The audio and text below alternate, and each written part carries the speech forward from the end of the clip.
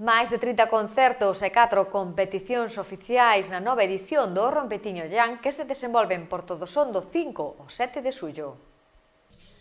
Porto do Son convértese un ano máis no centro da cultura urbana coa celebración do Rompetiño Jam, unha mostra de estética e cultura urbana que abrangue manifestacións artísticas, deportivas, musicais e de lecer. O festival promovido por Rompiente Clothing, unha marca de roupa deportiva que se creou como iniciativa social, agarda a reunir a máis de 15.000 persoas nesta localidade. Este ano disporánse grandes infraestructuras para dar maior vistosidade ao evento.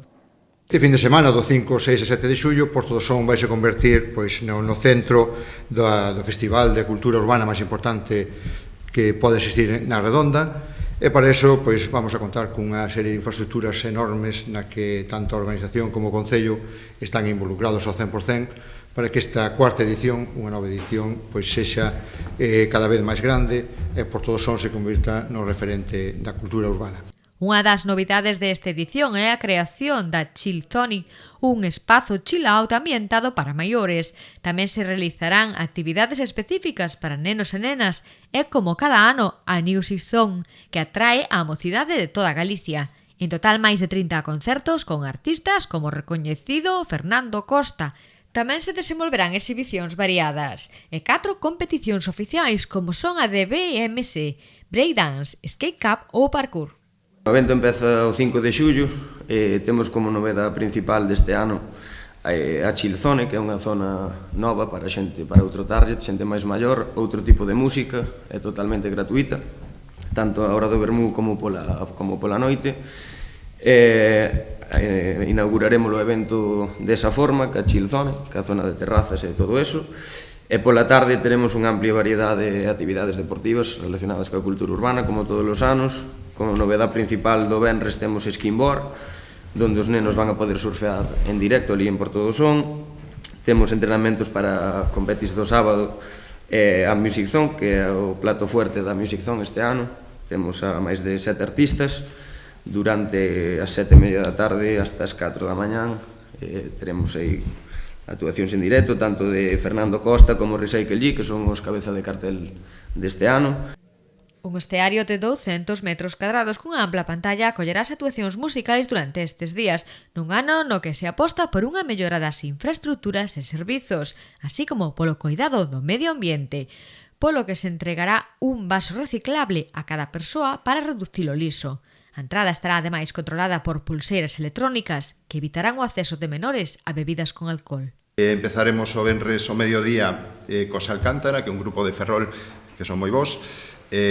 O sábado ao mediodía tocarán de Tetas Van, que é un grupo feminino de Ourense, que tamén son moi boas. Pechará a sesión vermú o domingo de Las Dance, que é un grupo de Santiago que tamén de moi boa calidade. Bueno, con isto, ademais da parte da noite, que teremos ali música de outro estilo, máis para un perfil de idade maior que o que acude a Music Zone. E ademais tamén, como comentaba Luís, temos este ano a zona infantil, a Kids Zone, onde unha escola de Santiago vai preparar actividades pedagóxicas e actividades lóxicamente lúdicas para que os rapaces tamén se inmiscúan un pouco neste mundo, non? O alcalde de Porto do Son agradeceu a organización do evento por escoller Porto do Son para un festival urbano de tal magnitude. Agradeceu tamén Luís Ojo a colaboración dos patrocinadores e destacou a dinamización económica que supón para a vila o Rompetiño Jam, co 100% de reservas en hotéis e restaurantes. Consolidar en 4 anos o que é o Rompetiño, iso é labor de todos os días e tamén de colaboración de moita xente, porque estades vos agora como cabezas na organización, pero creo que tamén hai moita xente atrás que colabora con vos e vos axuda. Como ben dixo Luís, tamén agradecerlle a todos os patrocinadores, porque este é un evento que económicamente falamos xa dunha cantidad que non vou dicir, pero que se quere dicir, falamos dunha cantidad importante, donde é unha grandísima responsabilidade, porque, que non che acompaña o tempo, que unha cousa che sala mal, iso queda encima da espalda da organización. Por iso o Concello de Porto do Son se quere involucrar en esa actividade, porque nos parece interesantísimo, e moito máis especial se están aí os rapaces e os nenos e a xuventud, non? Ademais, nós queremos, en esta legislatura, queremos apostar moito pola xuventud, porque queremos facer de Portosón un concello singular, non?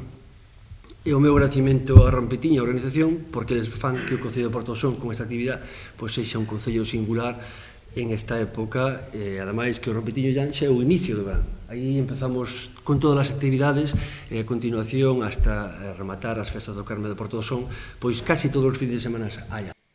O evento, que conta coa colaboración principal do Concello de Portodosón, programa tamén concertos, graffiti e skate, entre outras actividades.